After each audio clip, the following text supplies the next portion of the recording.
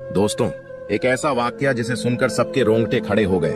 गरीब माँ की 4 बेटियां बिन शादी के पेट से कैसे हो गईं? इन बच्चों के बाप कौन हैं? ये वाकया सारे गांव वालों को हिला कर रख दिया। कैसे एक ही घर की 4 जवान बेटियां हामला हो गईं? ये दिल दहला देने वाला वाकया जरूर सुने। वीडियो को एक लाइक करें और चैनल को सब्सक्राइब जरूर करें। दोस्तों, एक बेवा औरत थी जिसकी 7 खूबसूरत बेटियां थीं। उसका बेटा कोई नहीं था और 7 ही बेटियां बहुत खूबसूरत थीं।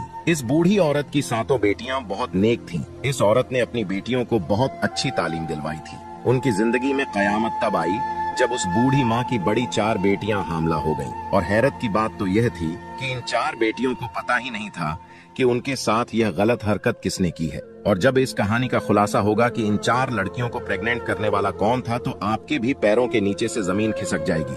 कहानी कुछ यूं है कि एक बार बादशाह का दरबार लगा हुआ था और बादशाह अपने दरबार में बैठे सभी फरियादियों की फरियाद सुन रहा था। इन्हीं लोगों के बीच एक बूढ़ी औरत रोती हुई आई, जिसके चेहरे पर उदासी छाई हुई थी। बादशाह बूढ़ी औरत के चेहरे की तरफ देखकर कहने लगा कि अम्मा, आपको क्या परेशानी है? इस बूढ़ी औरत ने दरबार में चारों तरफ देखा तो खामोश हो गई। वजीर गुस्से से बोला कि अम्मा, आप बताइए, आपकी परेशानी क्या है? आप इधर उधर क्या देख रही हैं? आप परेशानी बताइए ताकि हम इसका हल निकाल सकें।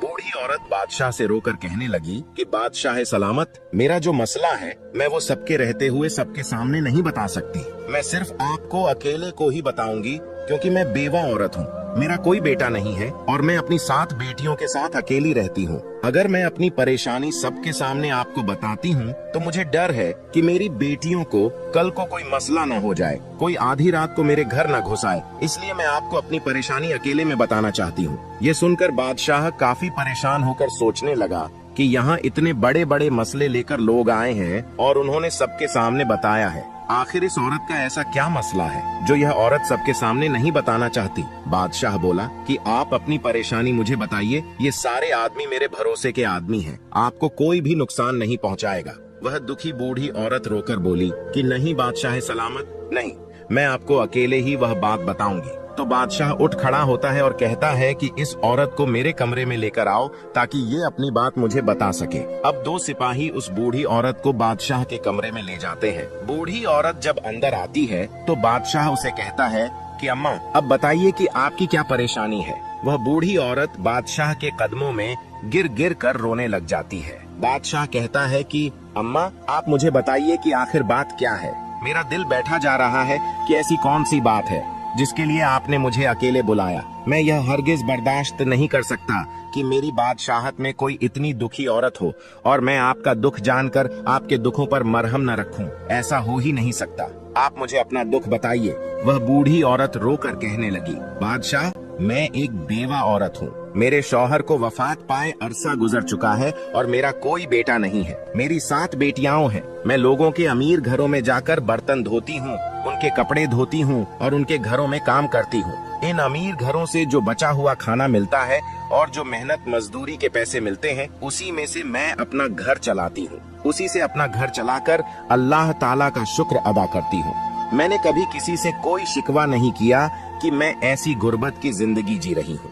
मेरी 7 बेटियां पर्देदार हैं। वह कभी भी घर से बाहर नहीं जाती और हमेशा अपने सरों पर दुपट्टा रखती हैं। मेरी जिंदगी ऐसी ही चल रही थी। एक मर्तबा मेरी बड़ी बेटी की तबीयत बहुत खराब हो जाती है। मैं अपनी बड़ी बेटी को डॉक्टर के पास लेकर जाती हूँ। डॉक्टर कहता है कि तुम्हारी बेटी उम्मीद से है, तुम्हारी बेटी पेट से है। ये बात सुनकर मेरे पैरों से जमीन खिसक जाती है कि मेरी बड़ी बेटी की तो शादी भी नहीं हुई, तो ये हामला कैसे हो गई? मैं जब अपनी बेटी को घर लेकर आई तो उसे मारने पीटने लगी कि बताओ किसके साथ तुमने यह मुंह काला किया है और यह बच्चा किसका है।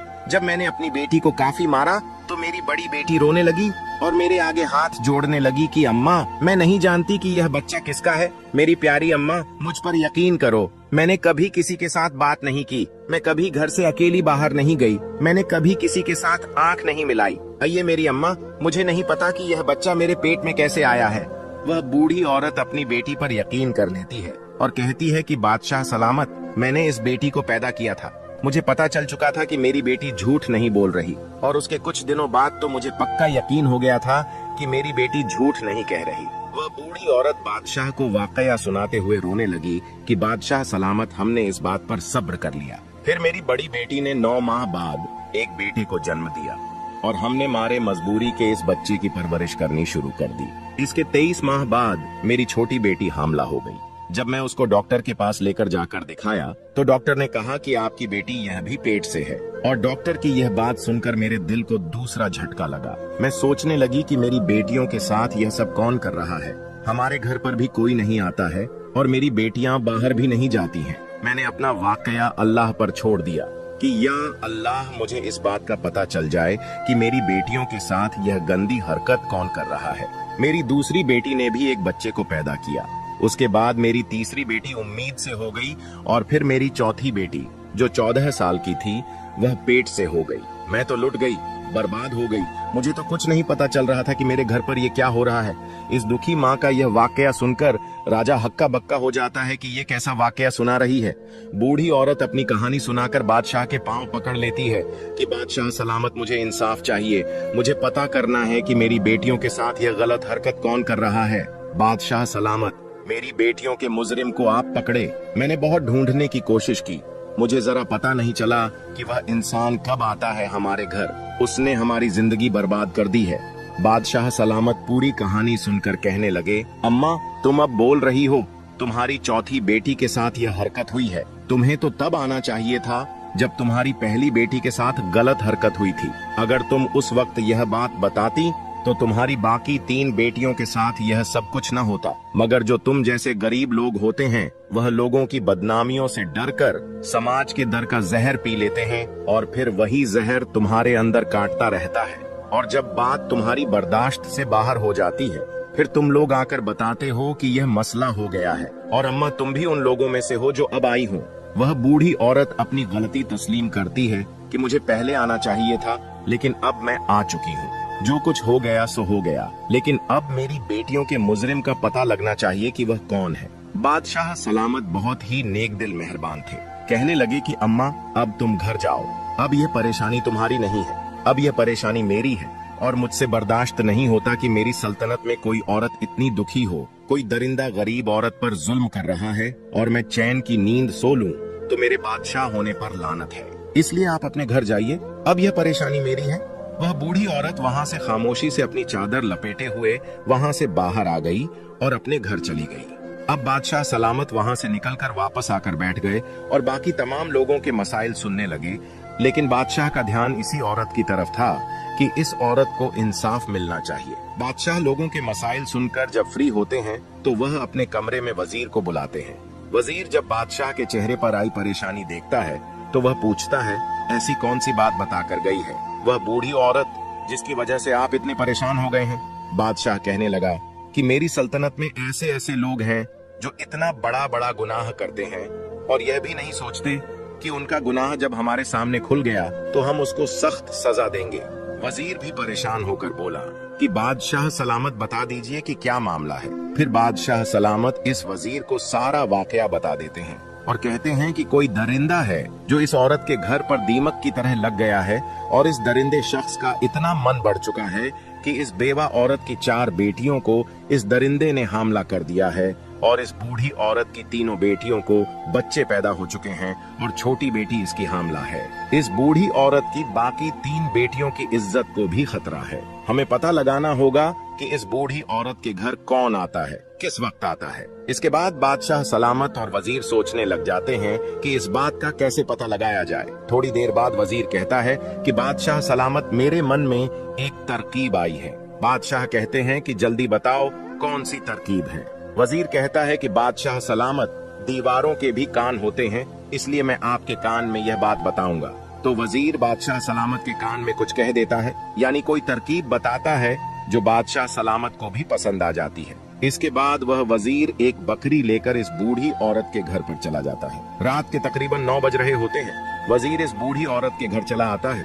बूढ़ी औरत वजीर को देखकर कहती है कि वजीर, आप इस वक्त मेरे घर पर क्या रहे हैं? वजीर बोला कि जो परेशानी आप बादशाह सलामत को बताकर आई हैं, इस बात से बादशाह सलामत बहुत ही परेशान है। बूढ़ी औरत बोली कि आपके हाथ में यह जो बकरी है, आप इसका क्या करोगे?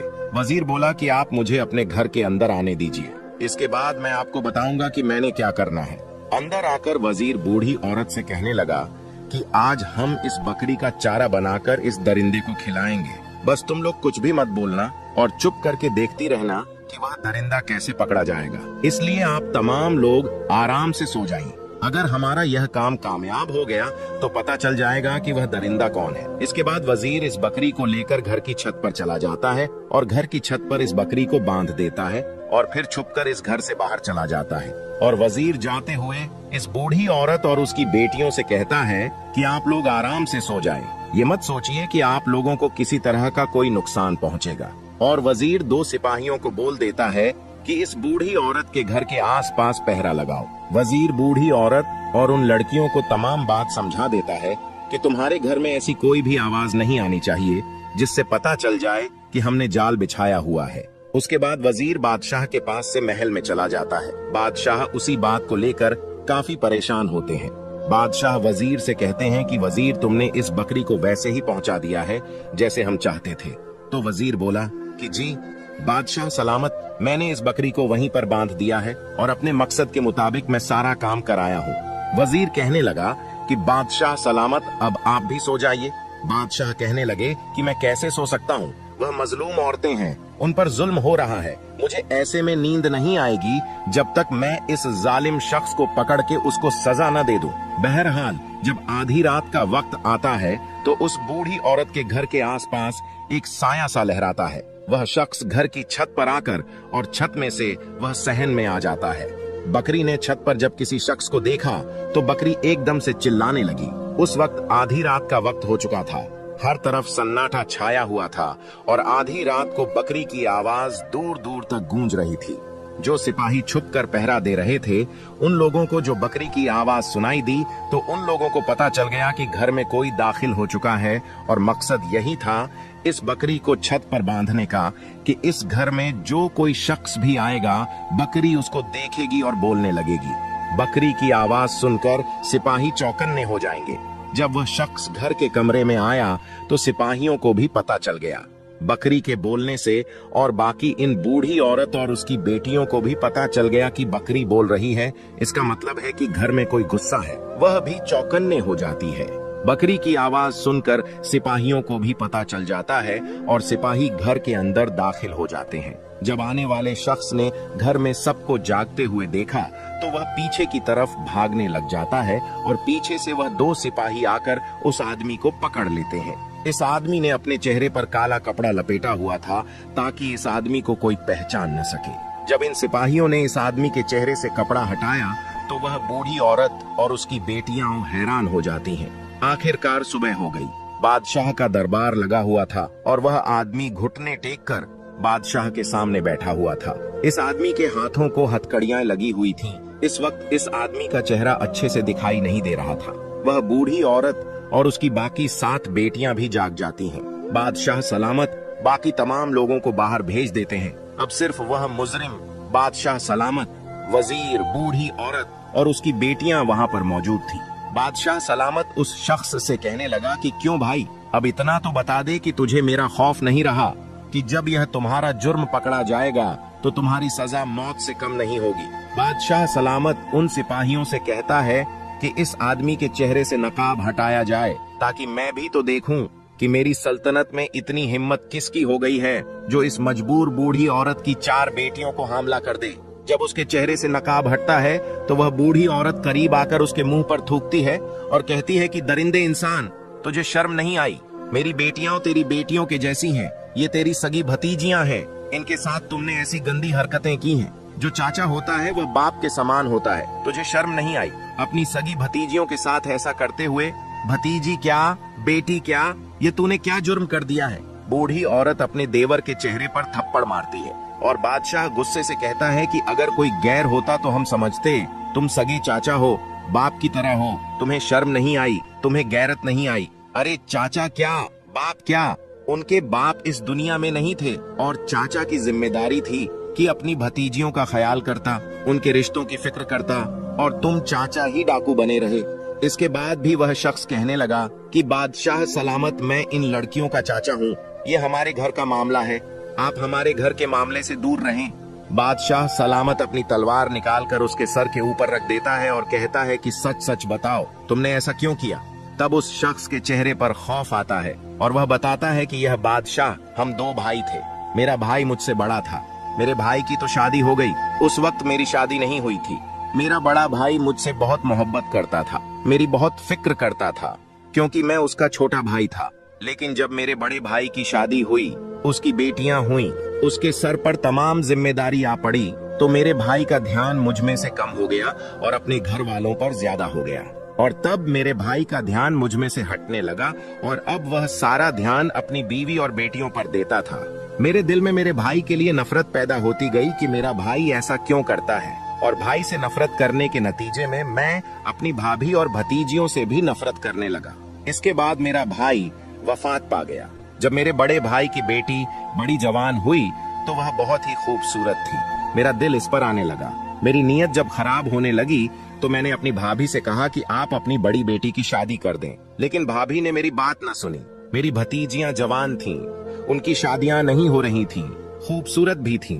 जब मैं अपनी भतीजियों को देखता था तो मेरे दिल में गंदगी पैदा हो जाती थी। मेरा दिल मुझे मजबूर कर देता था कि मेरी खूबसूरत भतीजियां बाहर जाएंगी, इनकी शादियां होंगी तो मैं खुद ही उनके साथ यह गलत हरकत कर लूं। इसके बाद मेरे दिल में शैतान पैदा हो गया। मैं एक हकीम के पास गया और उससे कहा कि मुझे कोई ऐसी जड़ी बूटियां दो जिसे सुंघाने के बाद तमाम लोग सो जाएं और सो जाने के बाद कोई भी हरकत न कर सके। बस इसी तरह ही तब से मैं वह जड़ी बूटियां लेकर घर की छत की तरफ से सहन में आ जाता और भाभी भी और उसकी बेटियों को वह जड़ी बूटियां सुंघा देता। उनको सूंघने से वे 4-5 घंटों के लिए बेहोश हो जाती थीं और जिसके साथ मैंने बदकारी करनी होती थी उसके साथ बदकारी कर लेता था और फिर उसको इसी हालत में छोड़ देता था जिससे उसको पता ही न चले। उसको वैसे कपड़े पहना देता और फिर मैं घर वापस आ जाता और जब मेरी भतीजियां सुबह उठती थीं तो उनको मालूम भी नहीं होता था कि उनके साथ क्या हुआ है। और यही काम मैं कई सालों से कर रहा था। लेकिन अगर मैं इस वक्त छत पर बकरी को देखकर समझ जाता कि यह बकरी मुझे चारा बनाने के लिए बांधी गई है तो मैं वापस चला जाता। मैंने सोचा कि मेरी भाभी ने दूध लेने के लिए यह बकरी खरीदी है और छत पर बांध रखी है। मैंने इस वक्त बकरी की तरफ ध्यान ही नहीं दिया, मेरा ध्यान तो जिस्से की तरफ था। इसके बाद जब वह शख्स अपना सारा गुनाह मान लेता है, अपना जुर्म तस्लीम कर लेता है, तो बादशाह सलामत वजीर को इशारा करता है। वजीर अपनी तलवार निकालकर उस शख्स का सर उसके धड़ से अलग कर देता है, जिसके बाद उसका जिस्म थोड़ी देर के लिए तड़पता है और फिर सजा के तौर पर ठंडा हो जाता है। इस तरह इस दरिंदे शख्स को, इस जालिम चाचा को सजा मिल जाती है। फिर बादशाह सलामत इस बूढ़ी औरत की तरफ देखकर कहता है कि अम्मा, अगर आप मुझे बता देती तो आपकी बाकी 3 बेटियों को यह दुख न झेलना पड़ता।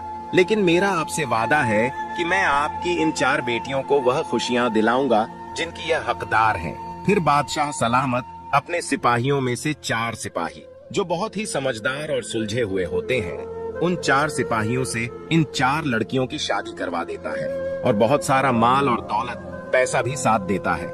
इसके बाद वह बूढ़ी औरत रोकर बादशाह का शुक्रिया अदा करती है। बादशाह सलामत कहता है कि अब आप बेफिक्र हो जाएं। जब आपकी बाकी 3 बेटियां जवान हो जाएंगी तो आप मुझे बता दीजिएगा, मैं इनके लिए भी कोई अच्छा सा लड़का देखकर इनका रिश्ता करवा दूंगा। यह थी एक इंसाफ पसंद बादशाह की कहानी और ऐसे दरिंदे चाचा की कहानी जो चाचा बाप नहीं हैवान था। इस कहानी से एक सबक भी सीखने को मिलता है कि अगर किसी पर किसी तरह का भी कोई जुर्म हो रहा है, कोई मजलूम है, तो उसको अपने हक के लिए आवाज उठानी चाहिए। अगर वह शख्स कमजोर रहेगा और बाकी दुनिया वालों के डर से खामोश रहेगा तो दुनिया उसको नोचकर खा जाएगी। दोस्तों, इस वीडियो को आगे भी जरूर शेयर कर दें और हमारे इस चैनल पर सबक आमोज कहानियां अपलोड की जाती हैं। चैनल को सब्सक्राइब करें और वीडियो को एक लाइक जरूर करें। अल्लाह हाफिज।